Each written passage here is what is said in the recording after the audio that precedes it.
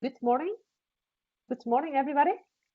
Thank you for joining the first webinar in a series of three, where we will cover open organization. Today is understanding the open organization, and then we will have on the 26th of May, we will cover how we can become more open, so more insights in the open culture. And then we will go on the 9th of June to cover the open leadership, is what type of leadership we need to have to become more open. I am Carrie Carrasco, and I am responsible of solution sales and solution architects in Red Hat in the Benelux. And a few things that we need to know is that you will see on your screen there an icon, the icon of the chat. And there, please just feel free to say hello, good morning, any thoughts, any comments, or if you have any issues and you need to contact our moderator, that today is Ivo. The other icon is the questions and answers, Q&A. And there, I would like to ask you to put any questions you might have. And then we will try to answer the questions at the end of the webinar. And if you think that, we will not able to answer all of them, don't worry about it. Then we will answer offline via email. So usually, this type of sessions are done really physically. We are all in a workshop. We have the social contact, the social interaction. And the time that we are living today, we need to try other formats, other options. And that is what we are going to do today. So it's the first time that we do this without seeing you. Still, I count with your participation. Please be frank and honest, and please work with me. And for this, we will use a poll mechanism. And the poll mechanism is going to work as follows. If you have your mobile, please take your mobile. And with the camera, put it in front of this barcode. And if you go there, you will be directed to the presentation where we will have the questions that at least I have interaction and I know what's going on your side. For people who are in front of the computer, you could also go to pollf.com, enter the username Benelux to VNL 468. And there, then you will be able to respond to the questions that I might have. So we would like to start. This is a test because I need to see from the people that already have joined the webinar. I would like to see if you are able to start answering the questions. This is a test, and the test is if you need to describe yourself, which word would you choose? Because just be kind with yourself. If I try helping, open, that's the one that I will choose for myself as well. Another one that I think open is getting popular. I see Orhan is joining. Energetic, very good. That is what we need to have energetic people and being with passion. So I see that there people are getting access to the tool. That is important. This is for the test. If I need to choose for myself, let me say that I will choose persistence. And that is how I think about myself. Other people might think, well, Carrie, sometimes you are a little bit too stubborn. Well, I call it persistence. If we believe in something, we need to fight for it. I see here the supporting, direct, honest. That's worth it. Very good. Now we are getting into the subject. I'm very happy. Thank you very much for your participation. So we are going to start. And the first question that I have, we go to the next one, is the first question that I will ask about open organization. We are going to cover today an understanding of an open organization. So I would like to know from you, how, are you familiar with an open organization? There we have a few options. It's yes or no, or yes, I am, because I work in an open organization. Or we can say yes, however, I must say that, I need to have a better understanding of more insights. I really like what is happening. Thank you very much for your participation. I really love this. I love it. I love it. And I see, by the way, and here I need to make this comment, that I work in an open organization. That means that I have many, many, many colleagues from Red Hat who join. Thank you very much for your support. But I want to say that initially, the reason for this question is that I would expect, yeah, that in reality, we don't have many open organizations. We mainly are conventionals. And so I would expect more in the answer of no, I am not, of yes, but I need to get a little bit more understanding. So thank you very much for this. And I would like to start now with the presentation and why we are sharing the open organization and open culture sessions. A few months ago, well, let's say like 18 months ago, Red Hat commissioned a Harvard Business Review to do a survey with 600, 700 business leaders. And it was the idea to check how good they were doing with their digital transformation initiatives. And how good they were doing, they were saying like actually 13%, and that is only 30% they said, that they were very effective. The question would be, what is what we call very effective? And usually is what they are considering is a few key performance indicators that you define to decide how successful is the digital transformation initiative. Here you have the most often indicators: customer retention, loyalty, growth, revenue generation. But the key question is, why only 30%? Perhaps in the last few months, things has increased a bit. And still, what are the barriers that we find here? As you know, in the digital transformation, we always think about, it's not only technology, we have process, and we have people. And here it is, where we find that actually the most significant impediment is culture. That means it's people.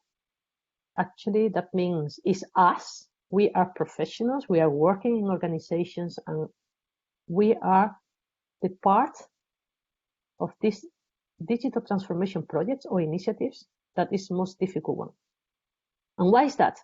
Because here, I like this quote of Thomas Davenport, where he says that usually we focus on digital part, and the digital, that is where we can spend the money on technology. That is the easiest, yeah, we could say. A little bit more difficult is to change a business process, but actually culture is the hardest. Why? Because it's us. It's about our mindset. It's about how I behave. And is how I behave as a person. How do we behave as a team to get good results? So here is the question that I have to you. If you are a professional, like we are all, and we have our skills, and we have our experience, and we have our knowledge, but we have also some gifts, the personal gifts, like my passion, your passion. If you are creative, if you are very with genuine ideas, like innovative, what is actually what you would need from the organization to for you to bring those gifts every day at work? Because this is not only about the knowledge and the skills. This is about bringing our passion, bringing our creativity. What is what you need from the organization? Do you have there any ideas? What is what you would need to bring those gifts? Me as a manager, every day, I think if I go to work, is what I could bring, of what is what I need to do, so the people in the team, they share their creativity, they share their passion. That means that you get more engaged in everything we do, in the projects that we are working on. And here, listening, trust, yes, freedom. That is definitely a very important one, also for myself. Freedom is something I'm looking for, definitely. I also would choose for some free time, a license to fail. Yes, yes. That is what I see. If you let me to say, the one that I'm looking for is that I am allowed to be myself, and that means I am not perfect, so I have also my little imperfections. So I will fail when I try things, and I need to be allowed to have that room to feel safe, the freedom to be creative, to get that room. Thank you. Very good. Very good. Collaboration, very important. Motivation. That is also, we need to get the motivation from our leaders as well, not only from ourselves, to have a vision. Thank you very much for all this great input. This is actually also what I'm looking for, if I may add. So let me go then to the presentation where we are going to start with the open organization definition. In 2015, I'm not sure if you saw or you are aware of that, but Jean Whitehurst published a book, The Open Organization. And around this, the book and around Jean's ideas, an open source community has emerged. This open source community is treated exactly the same way like Red Hat does with any other open source community. Red Hat is a catalyst and is building upstream resources that they are, in this case, particularly interested in the open organization culture. This open source community has formalized the definition of an open organization. And this is the one. This is you see on the screen. Here we have an open organization, just to highlight a few things, at least to give a little bit of insight behind the bullet points. The open organization engages participative communities inside and outside the enterprise. Here you can think about, in this case for Red Hat, we are an enterprise software company at our open source development model. In the open source development model is where we are working with open source communities. So there we have communities inside and outside the organization. Actually, it's important for you as well, is how we engage with our ecosystem. Here the key is the ecosystem. The open organization responds to opportunities more quickly. Here we need to think about how the structure of the organization is very rigid, then we will not be able to respond quickly. If the structure of the organization allows that adaptability, there is when we can respond much faster. The also open organization has access to resources and talent outside and inside the organization. It means think about working together with open source communities. There you have people from Red Hat who are working in the communities, but also you have people from partners, from other vendors, from customers. That is very talented people that they are all working together. And the fourth bullet, extremely important, is that open organization inspires, motivates, and empowers people at all levels. What is important is that when people are empowered, that they can act with accountability. Inspires and motivates is expected also from leadership within the enterprise, not only from yourself. And empowers. I was asked, how do you do this empower, Carrie? And I learned this sentence, actually that's what I put in practice, sometimes with more success than others. And the sentence is the following. When you empower people, we are talking about the following. It's about, I step back, you step in, but I do not step out. This sentence requires some reflection. So let me repeat. As imagine, I have a manager, I have a team, and to empower people in the team, I step back. So you step in, but I do not step out. That means I am there in whatever challenge or whatever is needed. We are there to work together to, at the end, achieve the good results. So let me go now to explain how that does an open organization works. if we look at the most organizations, but they are not designed to accelerate change or innovation, actually we have these top-down structures where usually, as you know, the planning and the decisions are made at the top. Once that they are done and finished, then they will be released through the organization to be executed. In this type of organizations, what you have is that, they enforce hierarchy. And also here what you have is that authority is set with title. And usually what you have in this type of organization is they worked in the last years. This is coming from the Industrial Revolution. And they were designed this way because we were looking for operational efficiency. What is happening now in the market, everything is going so fast, and that we need to be able to act quickly. And these structures are not, that cannot respond quickly. And therefore, they are now against their own walls, if I can use that term.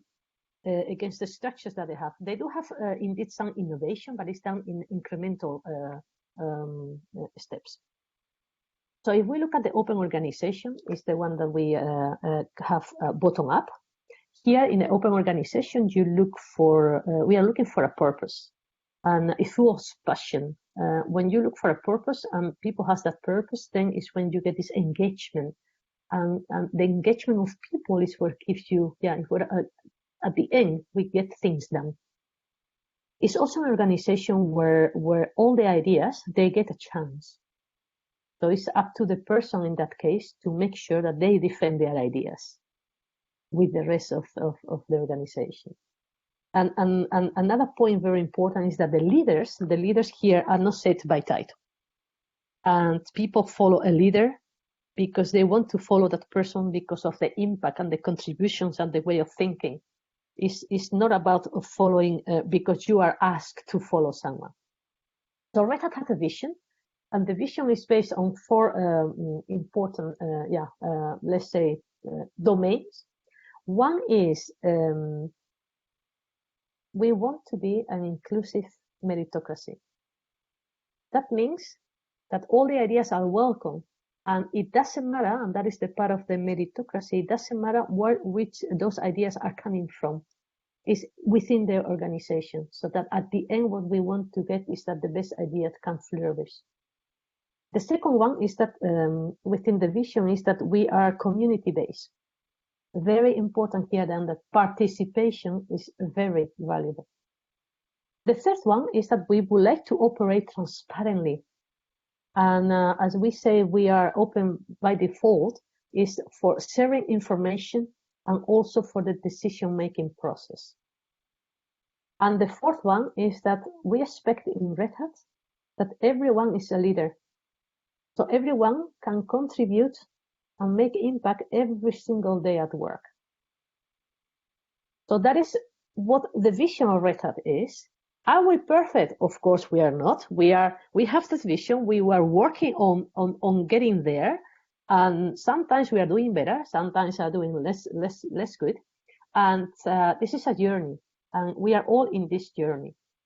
So at the moment, then I would like to ask, now that you are there, if you think about this kind of organizations, which one is the one that you relate most today? Are you think you are more in a conventional organization? You think are more in the open organization, or you think it's neither of them? Because here, now I'm gonna be here honest. If I see here that we have open organization and it gets the highest, obviously this is in sync with the previous questions when we were looking at how familiar we are with an open organization. Because in reality, you agree with me, in reality, we are more, generally speaking, we are more in the conventional type of organization. And there is when we need to work off. There are others in between, and those are in what they are probably neither. Unfortunately, I cannot ask at the moment, but I would love to know also which ones are the ones that we are considering here as a neither. Sometimes there are the other in type of organizations in between, as we all know. But thank you very much. Here we see then that we have 36% on the conventional organization. So I can say here that I have here colleagues that they are listening to me. Again, thanks for your support. So what I would like to go now to explain is what are the benefits of the open organization. And the benefits are today is gaining and sustaining a competitive advantage is changing. And companies are looking to be more innovative. And we believe that open organization can address this in different ways. Within the open organization, we can act quicker to opportunities. That means we can bring products also faster to market. We can identify new revenues. And let me give an example. We have here the ecosystem of innovations. Here, as I mentioned earlier, our development model is based on open source. This means there are many, millions of projects out there regarding open source. Red Hat is participating in a few, not in all of them. That is a choice that is made. But knowing how to work with the open source communities is key, because that way we can identify as a company also new revenue streams. Let's think about when we started a few years ago, we were having RHEL, and through the years now we have become a multi-product company. And an example that I can give you in the time to market and get products faster. In the past, yes, Red Hat thought to build their own product. Like, it was back to 2015, I believe, when we were in the version of the container platform Kubernetes version 2.0. We were thinking about actually building our own product. But the community asked Red Hat, hey, are you sure you want to do that? Because if we join here forces, actually we can get there faster. And indeed, Red Hat decided was the choice to go with open source community to go into the development of the Kubernetes platform. All of this is working, and let me mention another example, the example of working with open source where you have access to internal and external talent. Think about those times where we have a security breach. And actually, when there is a problem that is placed in the community, and they all have one purpose, and it's to fix that as soon as possible, because it's for the good of everybody. And that means that in 24 hours you have a solution that you can share with the market. All of this has a key characteristics, and it's not only about technology. Open source is not only code; it's culture. And it's about openness. And what are the characteristics that they have been, actually are the basics for openness? These are the characteristics that I call TIKCA. So I hope that when you leave today this webinar, at least you can remember TIKCA. And TIKCA is about the characteristics that we are talking about: this transparency, inclusivity, collaboration, community, and adaptability. Very important characteristics that we need to leave everyone within the company independently of the role, from the executives to consultants, the people in the field. It doesn't matter. This is for everybody. So if we go to check TIKCA, in webinar 2, we will go more in detail in each of them. Today, just to give an example how this has been put in practice in Red Hat. And one of the example is in 2017, I think it was 17, was the leadership team wanted to rediscover the why, the purpose of Red Hat, our why. And the first idea was to share with, to hire a third party to ask them to help us to find our why. And that is what they did. Then this third party came with a plan, an approach that is very conventional, usually as it is done. Leadership team was not feeling very comfortable because, we don't know if really this is going to work in Red Hat as an open organization. So they decided at the end to do it the Red Hat way. What does it mean? This is just a little bit to go through the different characteristics. If we take transparency, the company, the advice was to complete the whole process, decide the purpose and find the why, and then to publish within the organization. Open organization, actually what was done is to share what we wanted to do. It was explained why we wanted to rediscover our why, and everybody was invited to participate in this project because it was a project. If we take inclusivity, how does this affect the project is that usually how it is often done is that will be driven by a corporate leadership and perhaps a selected team of people who will work on this project. In this case, means that everyone was invited for participation. That means everyone will have the possibility to provide input and feedback. One thing is very important in this case. Indeed, this requires extra steps because we are including other people's feedback. The collaboration, usually then you will have to have just this team that is assigned to do this project, and that's it. In this case, it will come with the co-creation to all the employees that they are very passionate about being part of this, giving input, and this globally, all the functions and at all levels they were involved. It was up to you. I was part of this project. It's up to you to decide if you want to participate. This is, it's the free, the choice that you have to be part of it or not. And so what happens is if you are part of such a project, you feel relevant within the company. You feel that you can give your opinion. And in this case, instead of being only just top down, then you will be part of this community that makes you feel you are engaged. And definitely once that you believe you are part of it, you believe in the outcome as well. And the last one, very important one, is adaptability. Adaptability is the one that is not about the leaders of one set of a team knows best.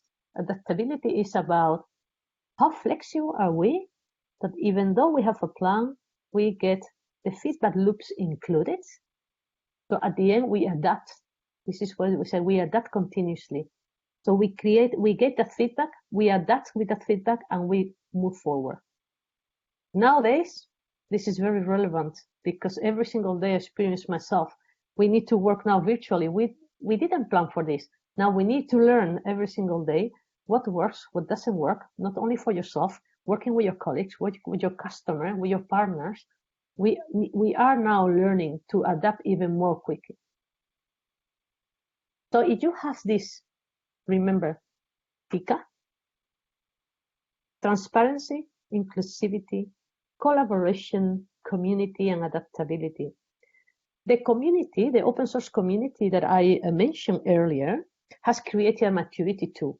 What we will do in webinar 2, and that is on the 26th of May, we will simulate how to work with this tool, and then we can find out ourselves if how open is our organization, but also apply ourselves, how transparent are we, of inclusive, of do we apply collaboration, are we adaptable enough, of we need to learn more. What I would like to ask you today is, this is a slide I just wanted to put it here, so for you to see that within that survey, they ask also the business leaders from these characteristics, which ones they find more relevant. They found all relevant, but look at here, collaboration and adaptability are the highest score. And definitely that is what was expected in the days that we are living, the market, how things are changing so fast. Definitely we cannot do anything anymore alone. We need to learn to collaborate, to work with the ecosystem. Here, I would like to ask you, if you take into consideration TIKCA, the 5 characteristics that we find they are the basis for openness, which one of those do you find today The one that is the most important, importance, let me say important because you think that's the most important because you think actually we would like to have that one and we are lacking on it. And that means we are not moving as fast as we think in what we want to achieve in our business results because we are lacking on that specific characteristic. I see the transparency, the collaboration. According to the business leaders, they mentioned the highest was collaboration and adaptability. And think very important. I see transparency. I definitely believe that transparency is also very a key as well, because if we want to have the DevOps culture is about transparency as well. The way of working. If we are not respecting each other and getting at the end, all these characteristics are interconnected. But transparency, collaboration, and adaptability, definitely transparency, I think, is a key for everybody. Transparency is important for everybody because I think that's the one that is, it looks like the more challenging within the enterprises. And transparency is about sharing what we are doing. As a manager, let me give an example. As a manager, there are many times that there's information I want to share. Sometimes there is not even time that I get to share, and there is where then that the balance to find. If we are not able to share on time, then I think we should explain, going back to the team and explain why something has been done that way, why the information was not shared on time. That is all part of the transparency. Thank you very much for all these responses. Definitely, well, I agree with you. It's not that inclusivity and collaboration are not important, but I know that adaptability. Remember, the second C is community, the one that is before the A, that is community. Thank you very much. What I would like to go is to the next slide where I would like to share with you some resources. I have mentioned open source community. That's the opensource.com. There you can find many ebooks. This is a community of people, not only Red Hat, but many other talented people from other organizations where you can find articles and also how their experiences, challenges, lessons learned, because we are all learning, we are all in this journey. And we all want to work on this direction because we believe that open unlocks the organization's potential. There is also in Red Hat DevOps culture and practice enablement. That is a key training for people. Sometimes we need to learn by doing, and there is when you can learn what we call the culture of collaboration. There are different techniques that we can learn so that the teams can apply and on daily basis. And here I would like to say this is what I wanted to share with you today. I would love if you join me the next webinar where really we will go through the different characteristics. So we will evaluate ourselves how good or not good we are doing. It doesn't matter. It's about improving, and if we believe the mindset of openness, then is to work on that every single day, because this is not done in 1 month or 1 quarter. This is a journey that we need to work and embrace every single day at work, every single one. So now what I would like to do is 2 things. I will ask the moderator if we have there any questions that you might have and I could try to answer. And meanwhile, I have here 2 questions to ask for feedback. As we have not done this before with this format, as I said before, I really want to learn what is the things that you like the most about the session. At least it's the question now. The second question will be, what is what we can I can improve. But if you could please give feedback here, while perhaps I don't know, do we have any questions? that they have in place in the Q&A? Yes, Carrie, there was a question about the transition into an open organization. I mentioned that the follow-up session would go a little bit into Yes. Those kind of steps, but maybe you can elaborate something about that. Yeah. The transition, the transition, as you know, needs to be at all levels. Probably this is an answer that you are thinking and you know already, but this is by baby steps. Baby steps, because this is about people, and we are people. If you tell me today, Carrie, tomorrow, from tomorrow you are transparent, well, that's not the way we work. So it's very important for us to, first of all, to be clear that what we want for our organization. If we say we want to go into this transition, then we need to take little baby steps. But the baby steps are not only taken by the people in the field, the baby steps that need to be taken at all levels. We have the hierarchy is required to have a structure, and there we need to take from the executives, leadership, management, and all the other roles and functions, back office, front and office, customer, the customer that they are actually the customer success teams is for everybody. And there needs to be defined step by step. I think in the next webinar, we will cover this what we could do to become more open. And there is when we will go through all these different topics, and then they can have better understanding. Because at the end, it's about, do we want to become more open within the organization? Is that what we want? Yes or no? If it's yes, then it's when we need to identify where can we become more open.